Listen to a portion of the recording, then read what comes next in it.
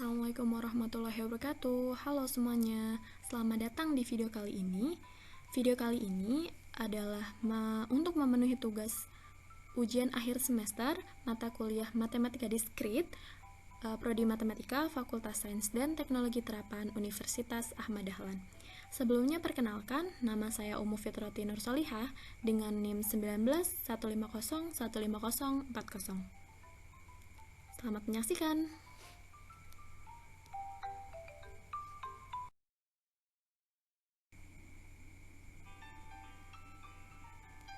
Sebelum kita masuk ke materi utamanya, tahukah kamu teori matematika apa yang digunakan untuk mengatur lampu lalu lintas dan mengefisiensikan jalur transportasi seperti MRT, Trans Jogja, atau bahkan Transjakarta atau kereta bawah tanah sekalipun?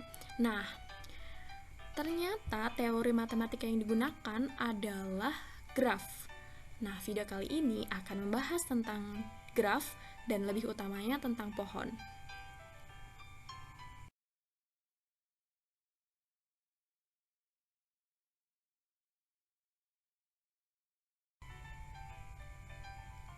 Pada video kali ini, pembahasan graf akan terdiri dari definisi, tipe-tipe graf, dan pohon atau tree.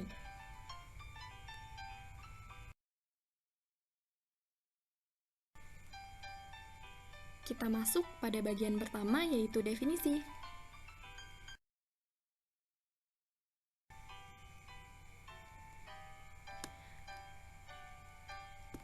Graf memiliki definisi adalah sepasang set V dan E, di mana V adalah set himpunan kosong yang elemennya disebut dengan vertex atau simpul, dan E merupakan kumpulan dari dua elemen subset V yang disebut dengan H atau tepi.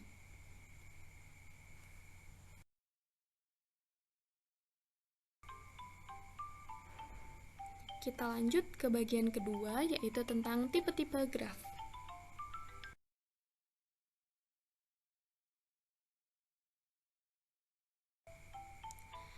Tipe-tipe graf bisa dibagi menjadi dua berdasarkan orientasi arah pada sisi dan berdasarkan ada tidaknya gelang atau sisi ganda. Berdasarkan orientasi arah pada sisi, graf dibagi menjadi dua, yaitu arah atau graf berarah dan graf tidak berarah. Sedangkan berdasarkan ada tidaknya gelang atau sisi ganda, graf dibagi menjadi dua juga, yaitu sederhana dan tidak sederhana.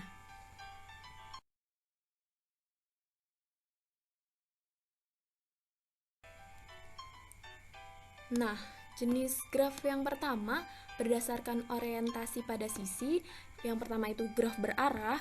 Graf berarah adalah suatu graf yang setiap sisinya diberi orientasi arah.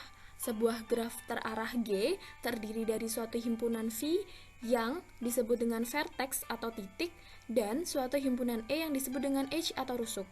Sedemikian rupa sehingga tiap rusuk-rusuk E dihubungkan dengan pasangan vertex tak berurut.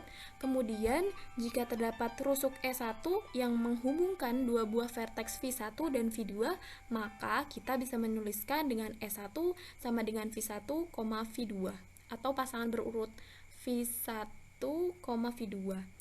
Seperti yang ada di gambar, gambar A itu merupakan graf berarah dan B merupakan graf ganda berarah.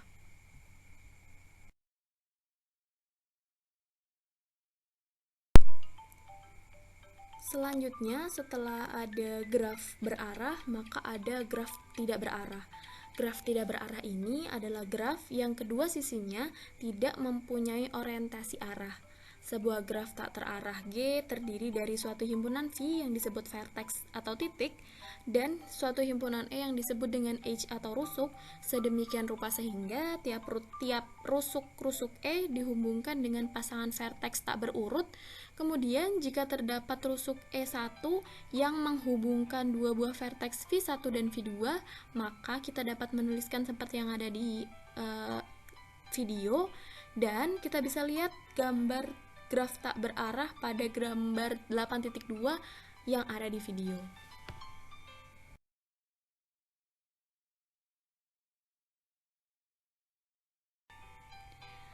Selanjutnya, setelah berdasarkan orientasi pada sisi, maka kita berlanjut ke berdasarkan ada tidaknya gelang atau sisi ganda.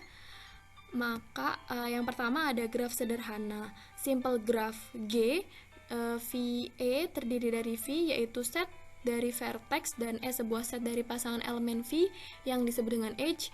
Sebuah edge menghubungkan dua vertex yang berbeda dan tidak terdapat edge lainnya yang menghubungkan dua vertex yang telah terhubung tersebut. Atau dengan kata lain, graf sederhana ini tidak mengandung gelang maupun sisi ganda. Seperti yang bisa dilihat di gambar 8.3, tidak ada sisi ganda yang menghubungkan antara titik A, B, C maupun D.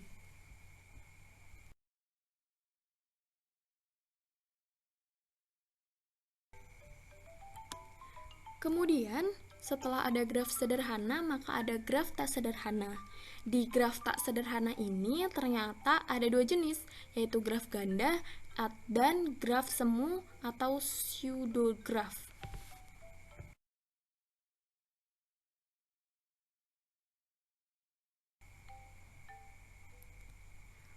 Mari kita bahas satu persatu graf ganda. Dalam graf tak sederhana, tiap-tiap rusuk E dihubungkan dengan pasangan vertex tak terurut. Kemudian, jika terdapat rusuk E1 yang menghubungkan dua buah vertex V1 dan V2, maka dapat ditulis dengan E1 sama dengan V1 V2. Dapat dilihat pada gambar 8.4 ada graf ganda atau multigraph. Jadi ada antara titik ada dua titik yang dihubungkan berulang. Jadi seperti contoh yang ada di titik B dan titik D, maka itu ada pengulangan hubungan yang berulang.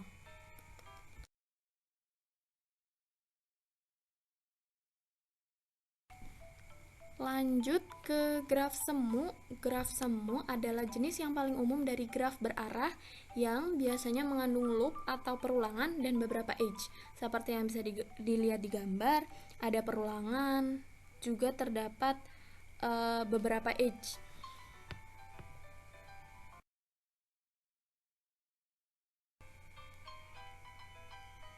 Setelah kita bahas tentang graf dan jenis-jenis graf, maka kita akan lebih mengkerucut lagi ke tree atau pohon.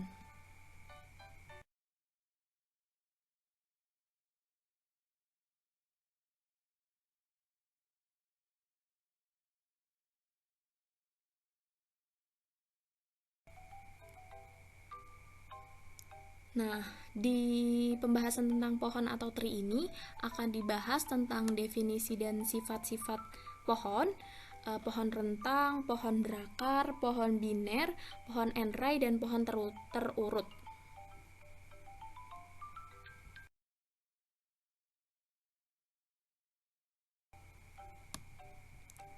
Pohon memiliki definisi, yaitu graf tak berarah terhubung yang tidak mengandung rangkaian. Dengan kata lain, graf tak berarah, tak berhubungan, dan tidak mengandung rangkaian disebut dengan pohon. Atau dengan kata lain lagi, hutan adalah kumpulan-kumpulan pohon yang saling lepas. Seperti yang ada di gambar, ada gambar 9.1 contoh pohon dan bukan pohon. Jadi yang pertama itu pada gambar yang awal itu pohon, bukan pohon, dan bukan pohon.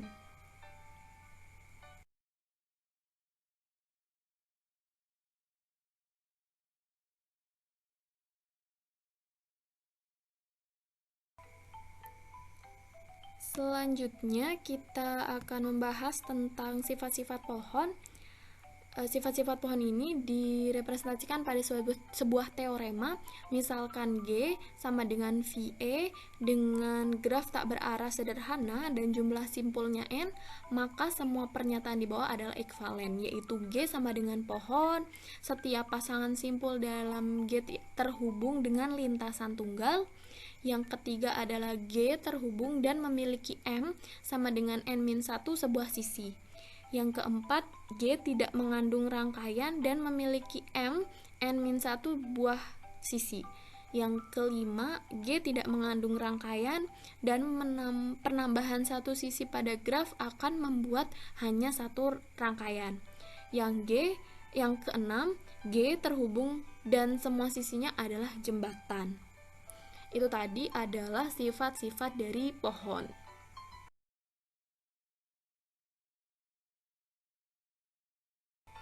Lalu kita masuk ke salah satu jenis pohon, yaitu pohon rentang atau spanning tree.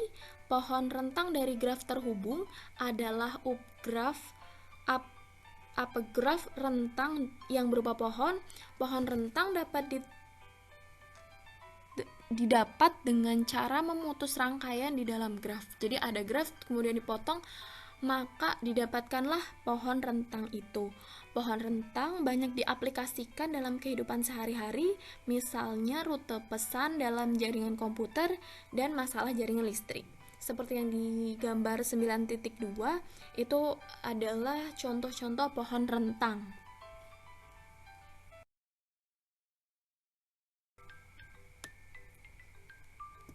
Selanjutnya ada pohon rentang minimum.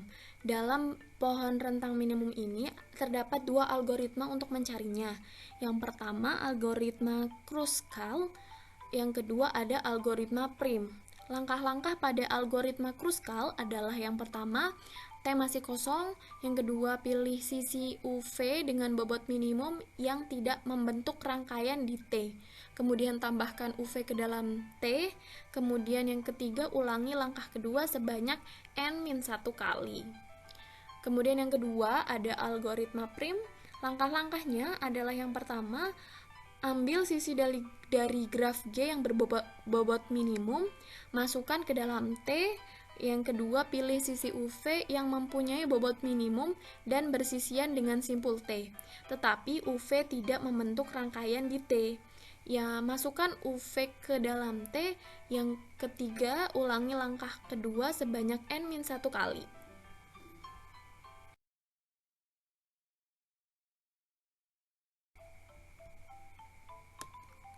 Setelah ada pohon rentang tadi, kita masuk ke pohon berakar. Pohon berakar, pohon yang satu buah simpulnya diperlakukan sebagai akar dan sisi-sisinya diberi arah hingga menjadi graf berarah, dinamakan pohon berarah atau rooted tree. Seperti yang ada di gambar 9.4 ada yang A, pohon berakar, yang B adalah sebagai perjanjian tanda panah pada sisi dapat dibuang. Jadi tergantung kesepakatan apakah ada tanda panah sebagai arah ataupun tidak. Jadi A dan B sama-sama sebuah pohon berakar.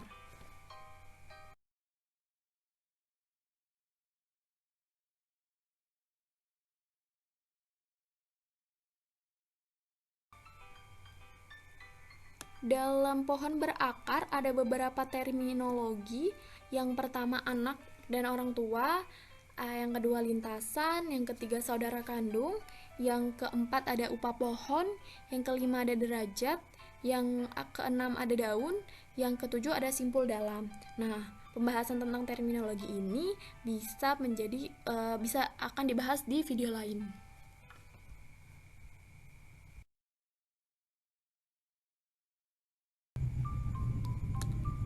Setelah ada pohon rentang, pohon berakar, maka ada juga pohon terurut.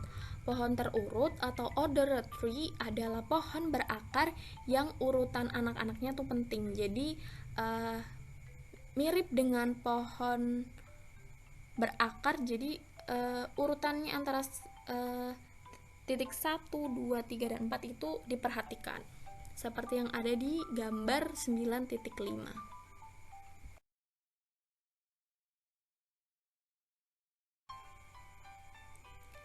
Kemudian kita masuk ke pohon N-Array atau N-Array. Yang dimaksud dengan pohon N-Array adalah pohon berakar yang setiap simpul cabangnya mempunyai paling banyak N buah anak. Nah, pohon N-Array ini dikatakan teratur atau penuh atau full jika setiap simpul cabangnya mempunyai tepat n anak. Jadi misalnya pohon 5 arai, jadi ada 5 anak setiap simpul cabangnya.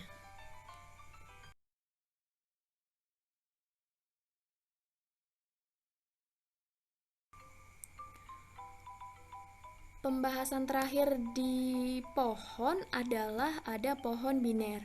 Pohon biner ini adalah pohon n array dengan n sama dengan 2. Nah, setiap simpul dalam pohon biner memiliki maksimal 2 anak.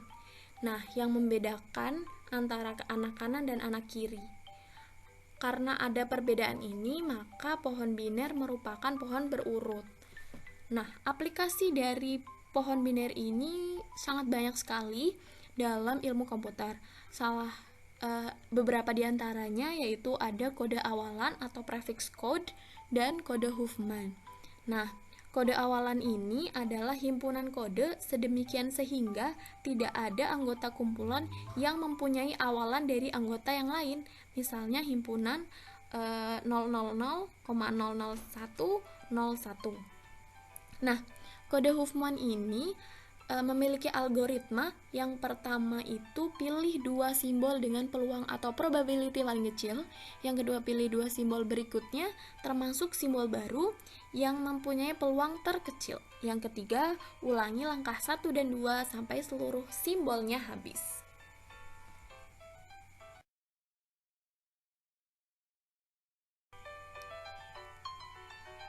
Itu tadi penjelasan mengenai graf dan pohon.